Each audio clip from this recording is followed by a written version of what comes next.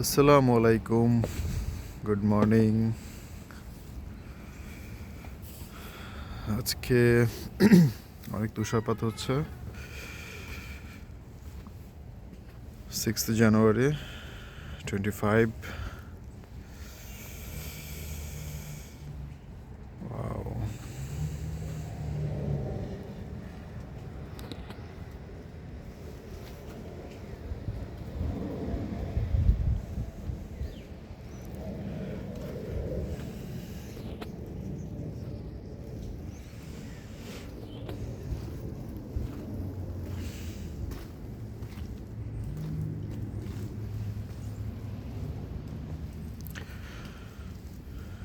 এখানে তুষারপাতের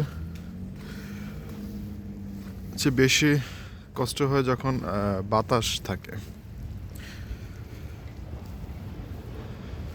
বাতাস থাকলে বাইরে বের হওয়া যায় না, কিন্তু এই ধরনের তুষারপাতে দেখা যায় প্রপার প্রিপারেশন নিয়ে বাইরে মুভ করা যায়।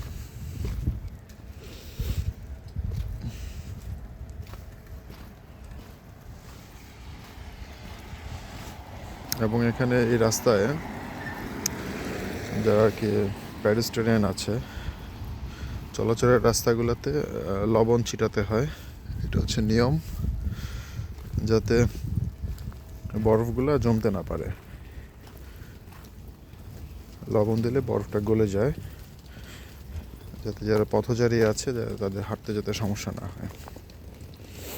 কারণ এই তুষারগুলো যখন জমে যায় তখন এগুলো অনেক স্লিপারি হয়ে যায়, তখন দেখা যায় যে কোনো সময় একটা অ্যাক্সিডেন্ট হতে পারে।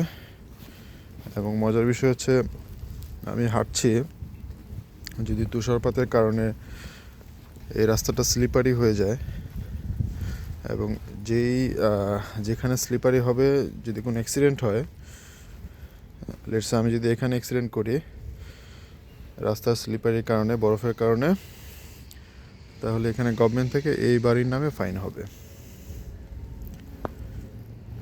তো যারা এখানে আর কি ল্যান্ড ওনার আছে, তারপর হচ্ছে যারা বাড়িওয়ালা আর কি, তাদের অনেক কনসার্ন থাকতে হয় যে তাদের বাড়ির আশেপাশে পরিবেশ, তারপর হচ্ছে রাস্তা, এগুলো যাতে সবসময় বিপদমুক্ত থাকে, ডেঞ্জার ফ্রি থাকে। এই জিনিসগুলো তাদের সবসময় চোখ কান খোলা রাখতে হয়।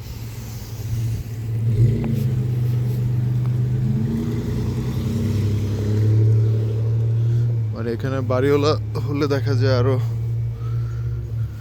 বেশি দায়িত্ব বেড়ে যায়, অনেক ঝামেলা, অনেক কিছু খেয়াল রাখতে হয়।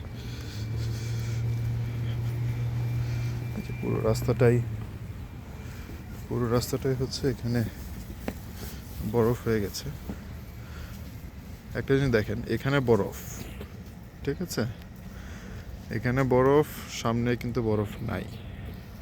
কারণ সামনে হচ্ছে বাড়ি আছে, ওখানে লবণ ছিটানো হয়েছে এবং ওখানের একটা ওই রাস্তার সামনে যেহেতু বাড়ি আছে, তার মানে তাদের দায়িত্ব হচ্ছে এই রাস্তাটাকে বরফ মুক্ত রাখা, যাতে বরফ জমতে না পারে। কিন্তু এই রাস্তাটা দেখেন কোনো বাড়ি নেই। এখানে যে বাড়িটা আছে ওর ফ্রন্ট সাইড হচ্ছে ওই পাশে, সো সে তার ওই ফ্রন্ট সাইডটা ঠিক রাখছে, কিন্তু এখানে কিন্তু বরফ হয়ে গেছে। এখানে তার কোনো দরজা নাই, সো এখানে এই রাস্তাটা তার দায়িত্ব না। সো মানুষ তখনই কাজ করে যখন তার উপর দায়িত্ব আসে, এটা হচ্ছে তার একটা প্রমাণ।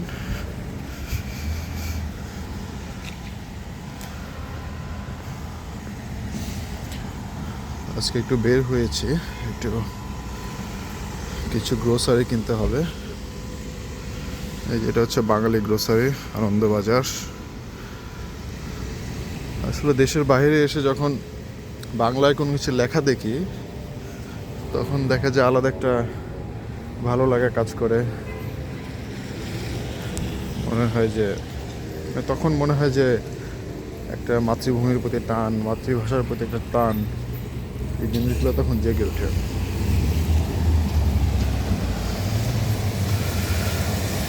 এখানে হচ্ছে সবসময় ট্রাফিক আইন মেনে চলতে হয়। রাস্তায় পুলিশ থাকুক না থাকুক, যে কোনো জায়গায় ট্রাফিক আইন মেনে চলতেই হবে।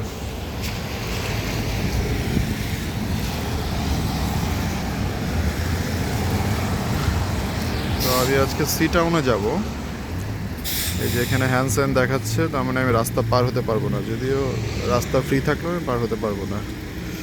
এই যে এখন হচ্ছে পার হতে পারবো। আর এদিকে দেখেন গাড়িগুলো থেমে গেছে, কোনো পুলিশ নাই, কিচ্ছু নাই। তারপরও আমাদের এই ট্রাফিক আইনগুলো মানতে হবে এবং রুলস রেগুলেশনগুলো অবশ্যই পালন করতে হবে। এটাই হচ্ছে এখানকার বিউটি। আর এটাই হচ্ছে বাংলাদেশের সাথে আমাদের বিদেশের, বাইরের দেশের পার্থক্য আর কি। আমরা রুলস রেগুলেশন মানতে চাই না, আর এখানে হচ্ছে ওরা ওদের বাই নেচার রুলস রেগুলেশন সব কিছু মেনে চলে। সেটা হচ্ছে গ্রোসারি।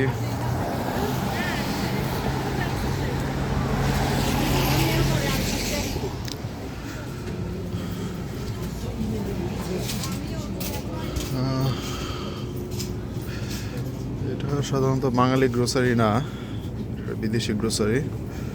সো এখান থেকে যখন আপনি কোনো ধরনের মিট কিনবেন একটু সাবধান থাকতে হয়, এটা হালাল নাকি হারাম এই জিনিসগুলো একটু চেক রাখতে হয়।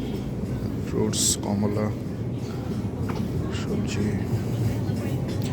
গ্রোসারি নিয়ে দেখি আরেকটা ভিডিও করব, সেখানে ডিটেল কিভাবে আমরা এখানে গ্রোসারি করি বাঙালিরা, কোথায় কম দামে পাওয়া যায়, কোথায় একটু সাশ্রয়ী হয়, এই জিনিসগুলো এখানে চিন্তা ভাবনা করতে হয়। কারণ হচ্ছে এখানে আবার একটা মজার বিষয় হচ্ছে যে এক এক জায়গায় প্রাইস হচ্ছে এক এক রকম। এক জায়গায় আপনি দেখবেন যে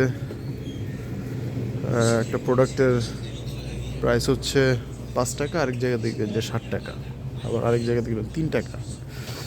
সো এখানে আসলে ওইভাবে এমআরপি আমি দেখি নাই যে স্টেট থেকে বলে দেয় যে এটার রেট এত টাকা হবে। যেমন এখানে আছে $7.49,